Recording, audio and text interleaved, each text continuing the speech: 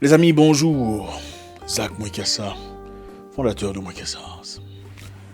Merci infiniment d'être là encore une fois ce soir. Je tenais d'abord à vous remercier pour l'interaction sur la vidéo précédente, la 368, sur la soumission de la femme. Ce n'est pas aussi brutal que ça sonne, hein, la soumission de la femme. Si vous n'avez pas encore visionné, je vous encourage de jeter un coup d'œil, de lire la vidéo. Je pense qu'il est important de réitérer, de retoucher la science traditionnelle, notre moralité, qui semble être bafouée par l'intrusion externe. Donc, merci infiniment de faire partie de notre communauté.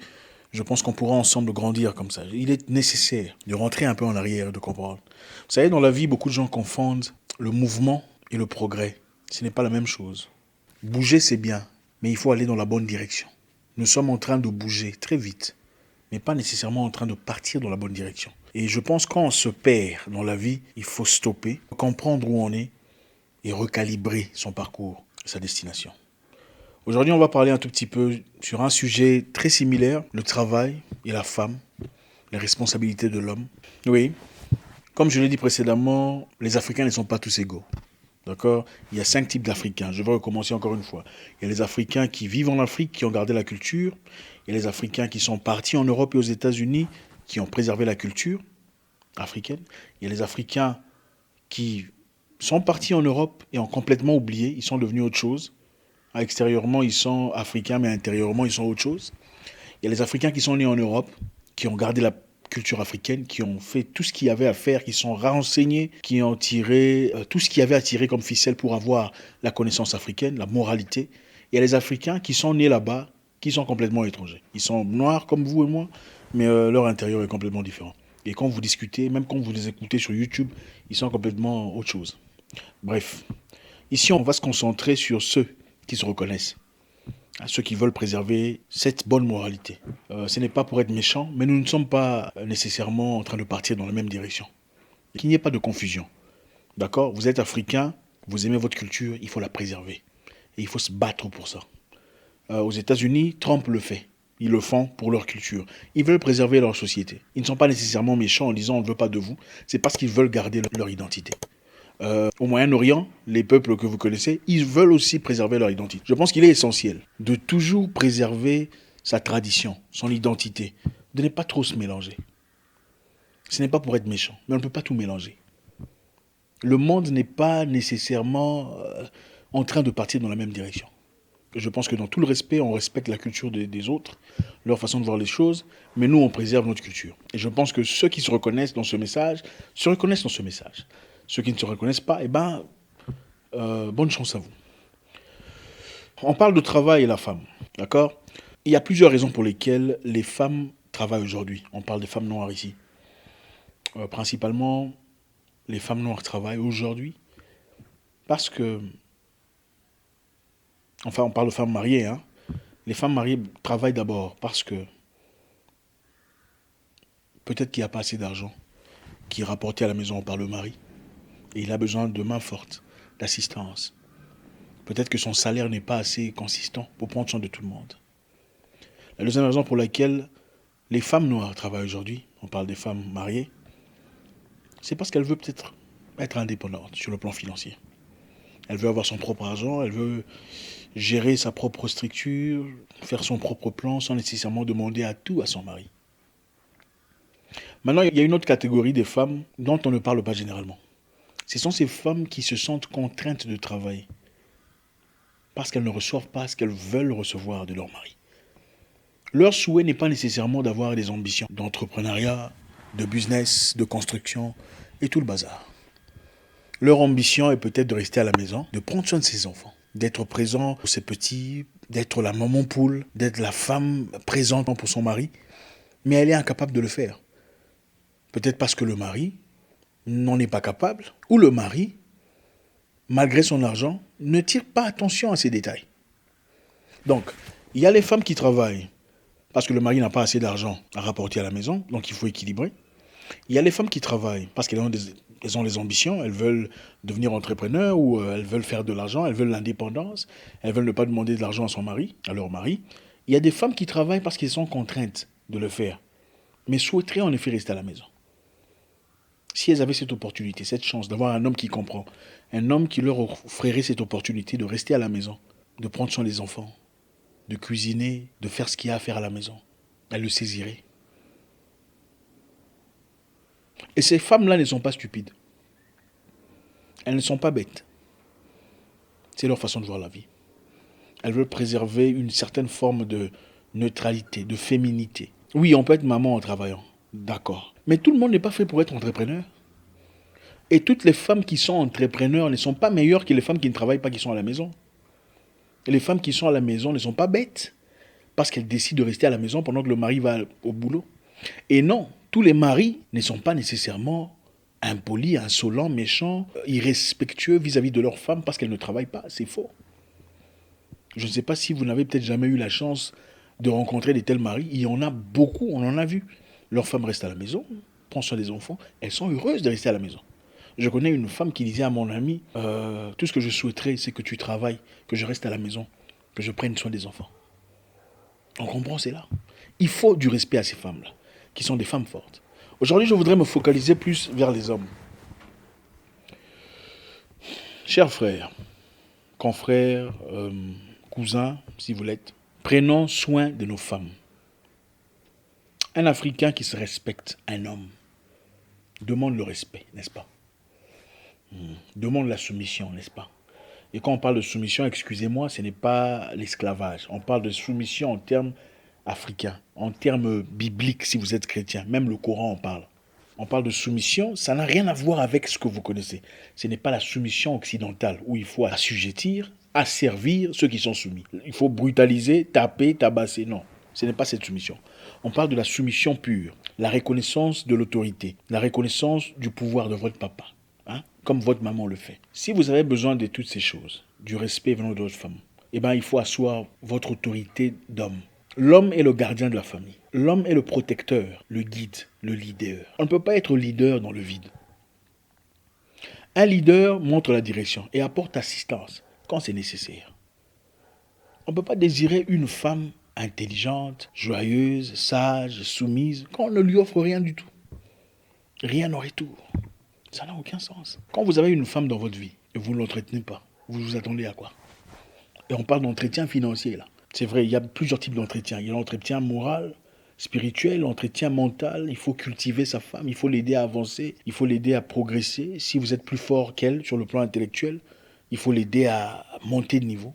Mais il faut aussi donner de l'argent. Si vous êtes africain, c'est nécessaire. Qu'on ne vous dise pas le contraire. Oh, la femme aussi doit travailler, ce n'est pas une opportunité d'emploi. Oui, certes. Mais elle ne peut pas tout faire à la fois. Elle ne peut pas être soumise, joyeuse, polie, laveuse, traiteuse, votre machine en chambre, et aussi pendant qu'elle ne reçoit rien. Ça n'a aucun sens. Même votre bonne ou votre domestique nécessite un salaire à la fin du mois. Et on n'est pas en train de vous demander de donner un salaire à la fin du mois à votre femme. Je pense qu'un homme noir, un homme africain, qui a gardé les valeurs traditionnelles, les valeurs qui nous caractérisent en tant que peuple, doit assumer ses responsabilités d'homme. Prendre soin de sa femme sur le plan financier, lui faire des cadeaux. Et si vous le faites, c'est une façon de plus d'asseoir votre autorité. Il ne s'agit pas ici question de domination. Sortez-nous de ce discours-là. Ce n'est pas de ça qu'on parle. Vous savez exactement de quoi je parle. Chez nous, c'est une question d'honneur. Les hommes qui se respectent, les hommes africains que moi je connais, qui se respectent, préféraient être pas très bien habillés, pendant que leurs femmes sont en train de briller. C'est-à-dire, les anciens, les aînés en Afrique disent, on reconnaît un homme par l'attitude ou par l'apparence de sa femme. Ce n'est pas sur le plan matériel, ça veut simplement dire qu'on reconnaît le traitement que l'homme donne à sa femme par son apparence physique. C'est-à-dire, quand elle brille, quand elle donne une impression de joie, quand elle est bien habillée, quand elle sent bon. Elle n'a pas l'air stressée, elle n'a pas l'air malheureuse. Et ça, c'est notre responsabilité. Demandez à votre femme si elle aime travailler ou si elle aime son travail. Si elle n'aime pas son boulot et que vous avez assez d'argent, laissez-la à la maison. Pourquoi la forcer? Oh non, la femme doit travailler. Oui, d'accord, la femme doit travailler. Oui, on comprend. Mais on travaille, on s'active dans une activité qu'on aime. C'est comme ça qu'on est heureux. On ne travaille pas seulement pour faire de l'argent. On travaille pour être heureux. Si vous êtes en difficulté et qu'elle a besoin de travailler pour, asseoir, pour lier les mois, d'accord, financièrement, on pourrait comprendre. Mais si vous faites assez d'argent, vous-même, et que votre femme n'aime pas travailler, mais elle est effective, efficiente à la maison, laissez-la à la maison. Offrez-la une opportunité d'être la maman, la compagne qu'elle veut être. C'est aussi ça, être un homme. Le monde évolue, mais tout ne peut pas évoluer. Voilà, on ne peut pas dire, voilà, désormais on va évoluer, on ne va plus couper les cheveux. Attendez, ça va. On va évoluer, on va, voilà, désormais porter un pantalon ici, mais ici c'est troué. Non, il y a des choses qui doivent rester. Oh, le monde a évolué, désormais je ne suis plus un garçon, je suis devenu... Non. Dans le temps, beaucoup n'allaient pas travailler parce qu'il n'y avait pas assez d'opportunités pour les femmes. Aujourd'hui, il y a les opportunités. Pour celles qui veulent travailler, si elles veulent partir, merveilleux. Si elles veulent rester, il faut la laisser rester à la maison. Si vous pouvez assumer sur le plan financier, pourquoi pas? La vie n'est pas une compétition, c'est une expérience. Il faut en tirer profit, il faut la joie, il faut être heureux, il faut jouir de son mariage, jouir de sa vie, jouir de sa présence sur Terre. Et si vous pouvez jouer un rôle positif dans cet effet, pourquoi pas? Et pour finir, mesdames, mesdemoiselles, non, tous les hommes ne deviennent pas impolis parce que vous ne travaillez pas et qui sont les seuls à travailler. Tous les hommes ne deviennent pas impolis, insolents, méchants parce que vous ne travaillez pas. Ce n'est pas vrai. Je comprends que beaucoup ont fait face à des hommes vraiment immatures, bizarres, mal éduqués. Il y en a beaucoup qui sont comme ça. C'est comme on pourrait dire que la plupart des femmes ont 2, 3 hommes. Vous n'êtes certainement pas. Vous ne serez pas d'accord, n'est-ce pas? Mais est-ce que ça veut dire qu'il n'y a pas des femmes pareilles? Il y en a beaucoup. Mais est-ce qu'il faut que je vous juge ou qu'une personne qui s'intéresse à vous vous juge sur base de ce qu'il a appris d'autres personnes? Non, ce serait injuste. Les hommes ne sont pas tous méchants, aigris, machin. Les hommes ne deviennent pas tous tyrans, oppresseurs, parce que vous ne travaillez pas. Il y a des hommes qui vous soutiennent. Écoutez, il ne s'agit pas de travailler. Il s'agit d'accomplir votre mission. Votre mission n'est pas nécessairement liée à l'argent. Attention. Ça, c'est ce qu'on nous a appris. On nous a appris que votre mission, c'est l'argent. Ce n'est pas vrai. Votre mission pourrait tout avoir avec autre chose que l'argent. C'est peut-être prier pour des gens et ils guérissent. C'est peut-être apporter la paix dans les familles des gens. On ne sait pas. Trouvez votre mission et qu'ils vous soutiennent dans votre mission. Si votre mission, c'est être entrepreneur, là, c'est autre chose. Mais il ne faut pas caricaturer tout un genre sur l'aspect financier des choses. Cela, évidemment, ne se limite pas seulement aux finances. Il faut évidemment lui accorder la paix, le respect qu'elle mérite en tant que votre épouse ou votre épouse à venir. Mais là, je veux mettre plus de focus sur ceux qui sont mariés. C'est notre responsabilité de prendre soin de nos femmes. Si elle travaille, eh ben, tant mieux. Génial si elle travaille. Si elle aime travailler, c'est génial. Écoutez, je vais encore répéter une fois. La femme ne naît pas nécessairement pour être soumise ou pour travailler pour son mari ou pour, voilà, ce n'est pas ça. Ou pour avoir un mari, faire des enfants, ce n'est pas ça. Chaque humain a une destination, a un objectif sur Terre. Chaque humain a quelque chose à accomplir sur Terre. Mais accomplir sa mission sur Terre ne veut pas nécessairement dire avoir un boulot et faire de l'argent. Ça, ce n'est pas la mission de l'homme sur Terre. L'argent peut être le produit du travail accompli à travers sa mission. Mais l'argent n'est pas sa mission. Parce que certaines femmes, leur mission, c'est d'être une bonne femme envers les étrangers.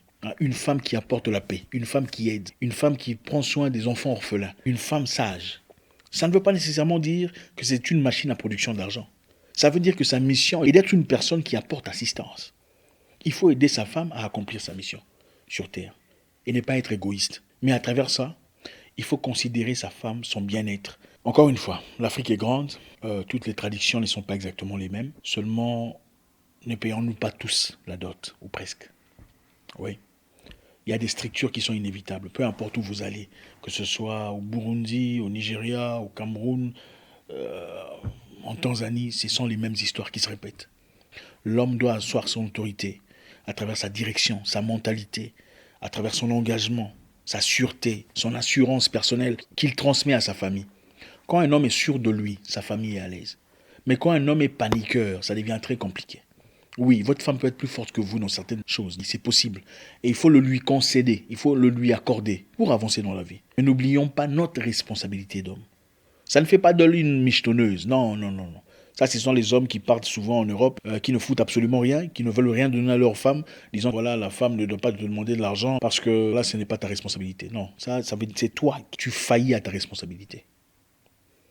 Ta responsabilité d'homme, quand tu la prends de ses parents, Et même avant ça d'ailleurs, pour asseoir déjà ta direction, ton autorité. Parce qu'il n'y a aucun parent qui veut d'un homme qui prenne sa fille pour qu'elle parte souffrir. Ça n'existe pas.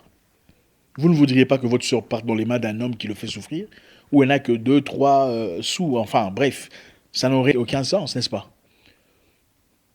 Assumons notre responsabilité d'homme. Et c'est ça qui nous sépare. Merci encore infiniment. Euh, Toujours un plaisir d'échanger avec vous sur des sujets intéressants qui nous touchent. Comme je l'ai dit précédemment, il y a 5 types d'Africains. Nous ne sommes pas tous égaux. Ceux qui se retrouvent se retrouvent. C'est un réel plaisir. Laissez un commentaire, partageons, échangeons, développons-nous. Il ne s'agit pas ici de moi en train de vous parler, il s'agit de construire une communauté de réflexion où les gens peuvent se retrouver. Faites un commentaire. J'espère vous parler encore très bientôt dans une nouvelle vidéo. Au revoir.